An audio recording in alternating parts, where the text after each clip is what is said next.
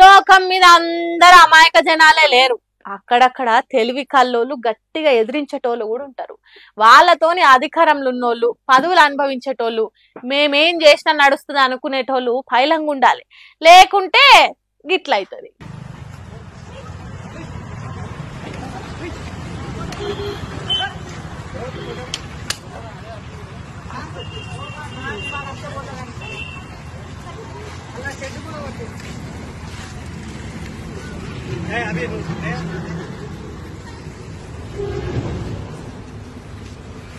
హరే పచ్చగడ్డి ఉన్నదని బర్లను కొట్టుకొచ్చిండ్రు. అది మేపే గడ్డి కాదు అన్న, బయటికి తీసుకురాండ్రి బర్లను. అది చిన్న చిన్న గడ్డి సోకుగా ఇంట్లో ముందట పెంచుకునేది, బర్లు మేసేది కాదు. బయటికి కొట్టుకురాండ్రి. అరే చెప్తుంటే మీకు కాదా అని అంటే ఏమంటుండో చూడండి.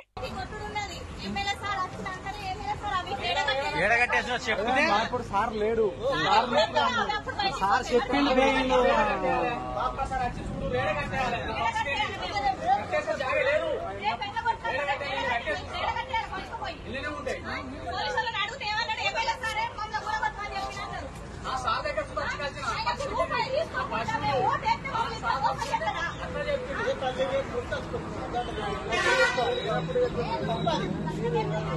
బయటికి కొట్టుడు ఉండదు, బరాబర్ బర్లు ఇక్కడనే ఉంటాయి.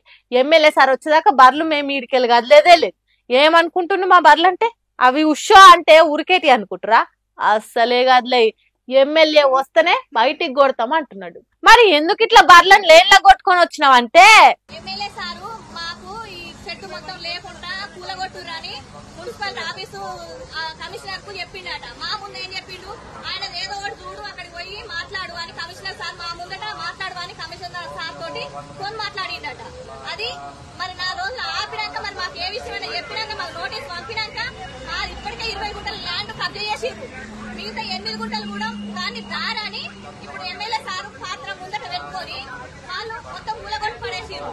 అబ్బరా కొడుకా, చూసిండ్రా ఎంత మోసము. మీరు భూమి కబ్జా చేసిండ్రని బర్లకు కట్టిన కొట్టాన్ని కూలగొట్టిండ్రు. చెప్పక చేయక గట్లెందుకు చేయాలి? మాకు నోటీసులు ఇయ్యలే, ఏం లేదు. మా బర్లు షెడ్యూల లేనిది చూసి మున్సిపాలిటీ ఆఫీసర్లు వచ్చి కూలగొట్టిండ్రు. అది కూడా ఎమ్మెల్యే చెప్తేనే కూలగొడుతున్నామని చెప్పిండ్రట. అట్లెట్లా చెప్తాడు ఎమ్మెల్యే? మా ముంగట ఓ మాట, వాళ్ళ ముంగట ఓ మాట చెప్పి బర్లకు బతుకు తెరువు లేకుండా చేస్తే ఈ వర్షాకాలంలో ఎక్కడికి పోవాలి? అందుకే ఎమ్మెల్యే క్యాంప్ ఆఫీస్ కు కొట్టుకొని వచ్చినాం. ఎమ్మెల్యే వచ్చేదాకా మా బర్లు గదిలేయి, మేం గదలం అని పోలీసులను గట్టిగా బెదిరించిండ్రు. ఇంతకు ఇది ఏడ జరిగిందంటరా? Bhupalpally Congress MLA Gandra Satyanarayana camp office లా వేషాలపల్లి అని ఊర్లుండే కురాకుల ఓదెలు లలిత అనే పాడి రైతుల బర్లను బాధ పెట్టే పని చేసినందుకు గింత పని చేసిండ్రట.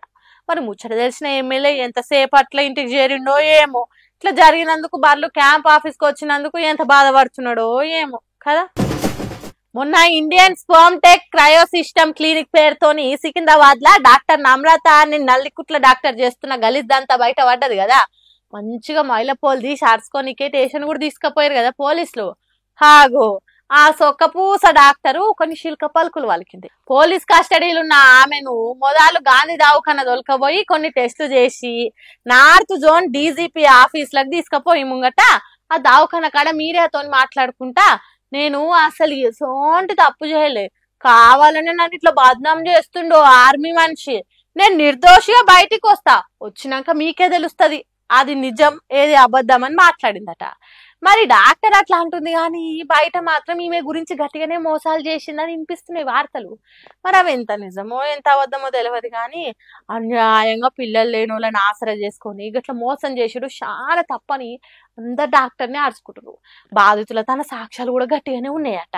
అయినా కూడా మేడం ఇంత ధైర్యంగా మాట్లాడుతుందంటే కథ ఏడికో పోతట్టుంది. మరి నిజాలు ఎన్నడు బయట పడతాయో ఏం తెలుస్తుందో చూద్దాం.